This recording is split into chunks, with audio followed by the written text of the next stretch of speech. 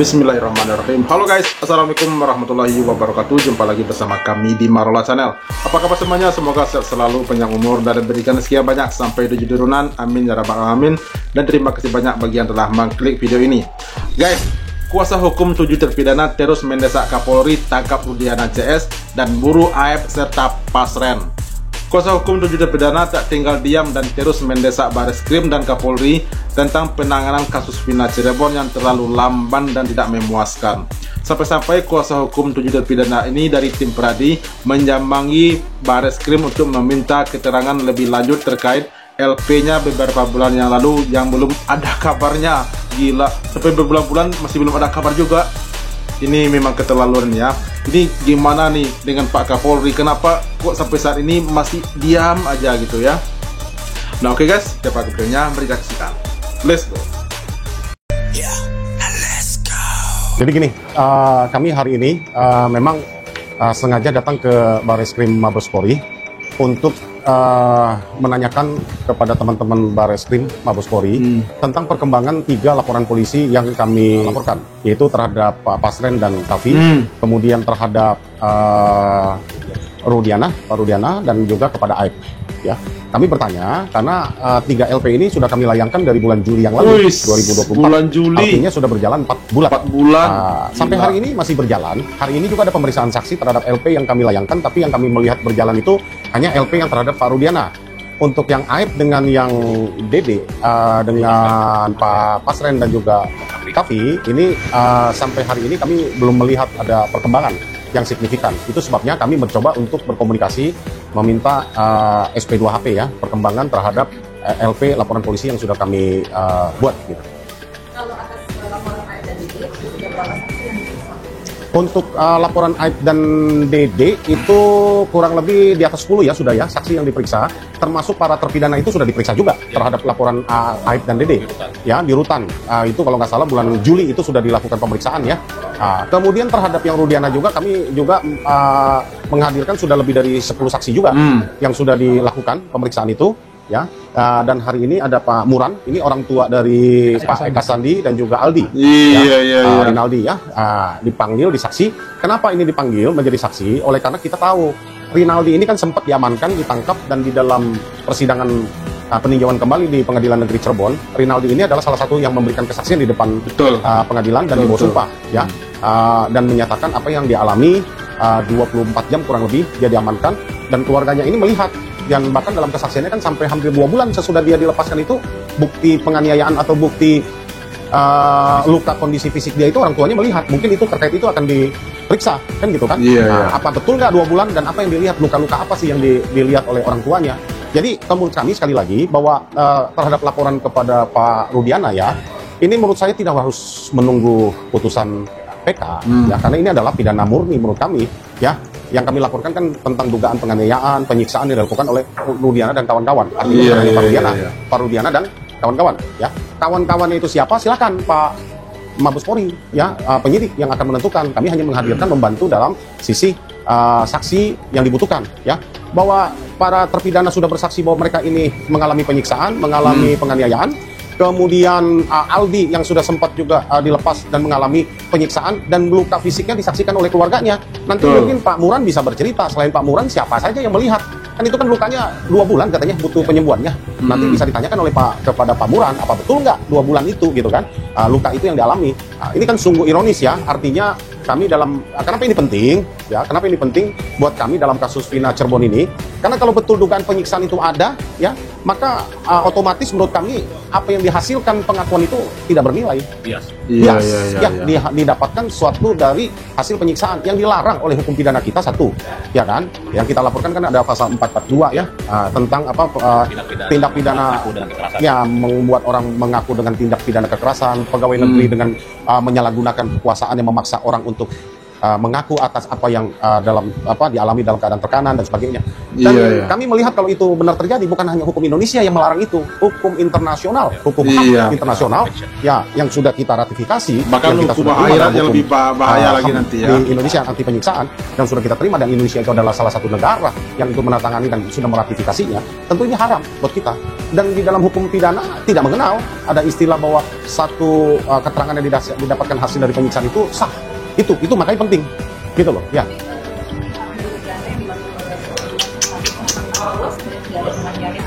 Sudah 4 bulan guys, belum jelas ya. Waduh. Ya namanya juga membela ya, sah-sah saja pengacara mau ngomong apalah ya, tapi kami kan membicarakan fakta. Fakta mengatakan ya bahwa sesudah mereka ditangkap dari pukul 16 dan menurut pengakuan satu dengan yang lain, kan ketika kita menghadirkan saksi kan satu harus berkesesuaian satu dengan yang lain. Yang kedua, kesesuaian itu berbanding lurus tidak dengan katakanlah bukti fisiknya apa yang mereka alami ya. Fakta ya yang saya sampaikan ini kan fakta yang sudah terungkap di dalam persidangan di Pengadilan Negeri Cirebon kemarin dalam proses PK, bahwa kurang dari 24 jam buktinya Aldi. Kurang dari 24 jam. Ya kurang dari 24 jam karena ditangkap jam 4 sore, jam 3 sorenya besoknya, artinya 23 jam dari situ. Ya dijemput oleh orang tuanya, dan itu babak belur bonyok, dan itu mengkonfirm. Mereka mengatakan, kami kan perlihatkan di dalam persidangan PK itu ada foto-foto yang beredar mereka babak belur. Kita tanya nih kepada para terpidana saat itu, betul nggak kamu? Oh ya betul. Foto ini betul nggak? Oh betul. Sesuai nggak kondisinya? Mereka jawabnya saya kaget, bahkan lebih parah dari itu. Itu mungkin saya nggak tahu jam berapa diambilnya. Menurut mereka kata itu lebih parah dari itu. Itu aja menurut saya udah sadis. Juga mengklaim bahwa ada bukti fisik bahwa itu bukan pembiayaan. Ya nggak apa-apa ya, artinya kami dapat sampaikan bahwa fakta kan yang berbicara kan, bukan mengatakan katanya dan katanya kan. Ya kalau mereka bilang itu hasil tahanan yang lain, kapan mereka digabung oleh tahanan? Mereka ditangkap jam 4 sore. Ya, mereka diperiksa menjadi tersangka itu jam 2, jam 3 subuh sampai besok paginya. Aldi jam 3-nya sorenya, siangnya udah dipulangkan. Bahkan ketika pulangkan menurut pengakuannya masih juga sempat dipukul dulu dan dipapa. Dan menurut pengakuannya Aldi ya itu dipukul dan semua udah mau pulang sempat juga dipukulin. Ya semuanya terjadi kantor polisi sebelum mereka ditahan. Ya itu satu. Yang kedua adalah bahwa walaupun mereka tidak mengakui ya faktanya Aldi ini ketika pulang, makanya penting kesaksian tabungan ini kan yang melihat kondisi anaknya ya dibopong pulangnya ya. Dan sudahlah bahwa kita harus melihat kondisi yang fakta yang sebenarnya ya, bahwa orang tuanya melihat bahwa mereka mengaku tidak melakukan, itu sah-sah saja lah mereka mengaku itu tidak melakukan. Tapi orang tuanya yang melihat, orang tuanya yang mengalami, melihat bahwa ya begitu ngeri ya apa yang dilakukan. Dan semua mengatakan itu kurang dari 24 jam. Ada fotonya loh yang beredar juga besoknya. Itu yang muncul di dalam persidangan peninjauan kembali. Nggak apa-apa lah ya. Makanya udah bilang bahwa babak belur itu saya pikir kalau disiksanya kalau memang niatnya disiksa ya jangankan 23 jam ya, setengah jam atau 15 menit aja udah bisa babak belur ya. Saya pikir ya nggak apa-apa lah, artinya sah-sah saja apapun yang kita mau sampaikan ya. Yang jelas bahwa fakta yang kami laporkan, kami hadirkan bahwa kurang dari 24 jam mereka kondisinya sudah sangat parah ya. Saya nggak pakai bahasa babak belur, tapi silakan ya, bahwa bonyok ya dan sudah tidak berbentuk ya, ada fotonya. Dan itu sudah dikonfirm, dan itu mereka, dan dikonfirmnya di depan persidangan, dan ada masuk di dalam fakta persidangan dan di bawah sumpah ya. Ini kalau ini bisa dibuktikan aja oleh pihak kepolisian, kan saksi banyak yang melihat, ada tukang sayur mengatakan malam itu dibantu oleh siapa para terpidana yang nginep ya, lalu ada yang melihat mereka ada di situ. Kan kita nggak perlu nunggu PK, hasil PK. Menurut kami kan sudah ada saksi lain, ada yang lain yang mengatakan bahwa betul. Harusnya teman-teman kepolisian ini dengan mempercepat ini dapat membantu proses PK ya, bahwa betul gitu kan. Iya, ditindaklanjuti ya kan, laporan Pak Pasren dengan Kavi, nggak perlu nunggu dulu putusan PK, karena ini berbeda. Yang kami laporkan itu mereka memberikan kesaksian palsu. Di dalam kesaksian palsu ini ada saksi-saksi yang melihat yang tidak dihadirkan dalam persidangan tahun 2016 yang lalu. Ada yang melihat, ada yang dibantu oleh mereka. Harusnya mereka tuh langsung diperiksa ya, AF, Pasren dan juga Kavi gitu. Kenapa Kavi nggak ikut? Kavi ikut ditahan loh, ditangkap. Ada di lokasi penangkapan tanggal 31 Agustus 2016 lalu. Tapi kenapa dia biarkan dia pulang? Ini pertanyaan buat kami. Ya, sedangkan Saka Tatal dengan Aldi yang datang pakai motor, habis beli bensin, ya langsung ditangkap, dimasukin ke mobil. Kenapa? Iya. Ini kan tanda tanya besar buat kami. Ini kata harus dijawab. Gitu. Iya. Itu si Aldi. Emang kondisi Iya, ini Itu kondisinya orang masih- tuanya Aldi masih ya, darah guys. kering sini, masih bekas. Semuanya yang dari mulut itu ada darahnya, dari sini masih kering. Terus dipaksa bawa pulang ke sore.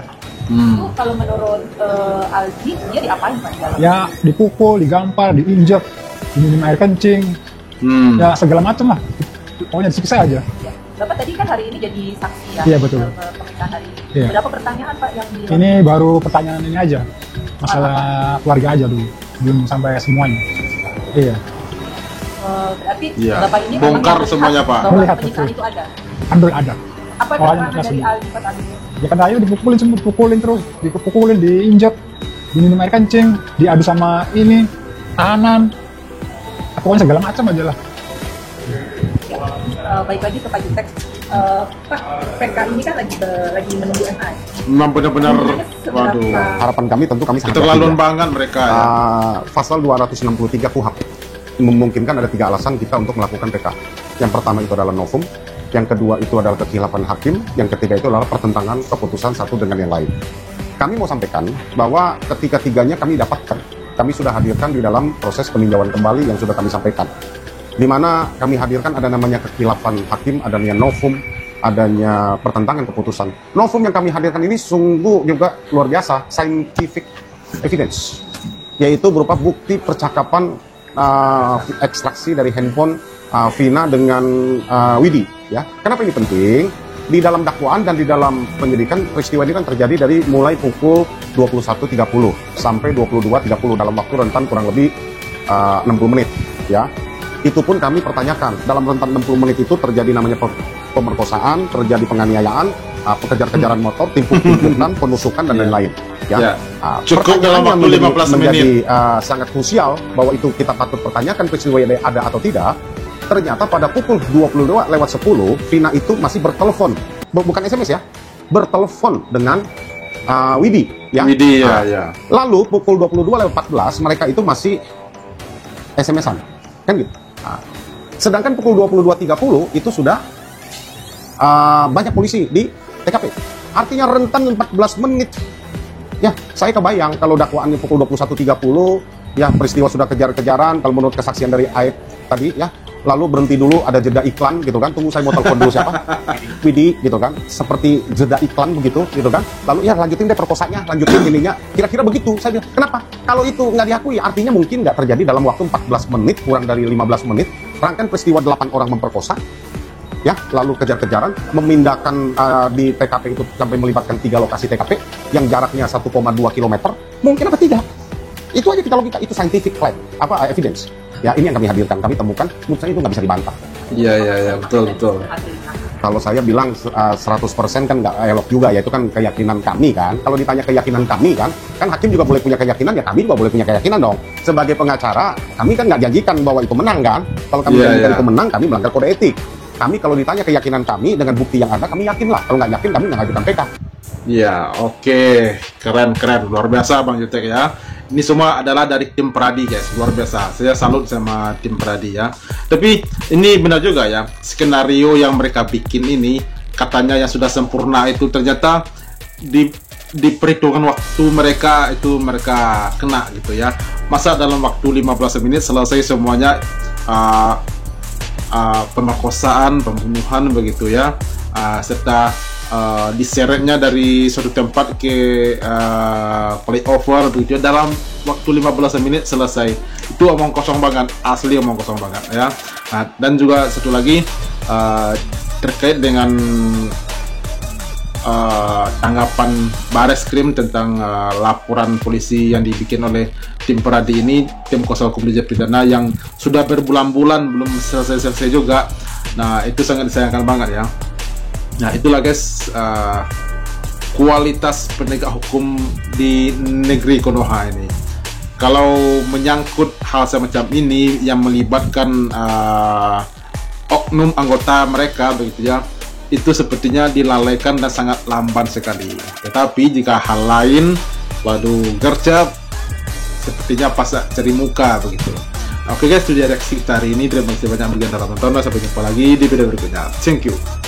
Thanks for watching.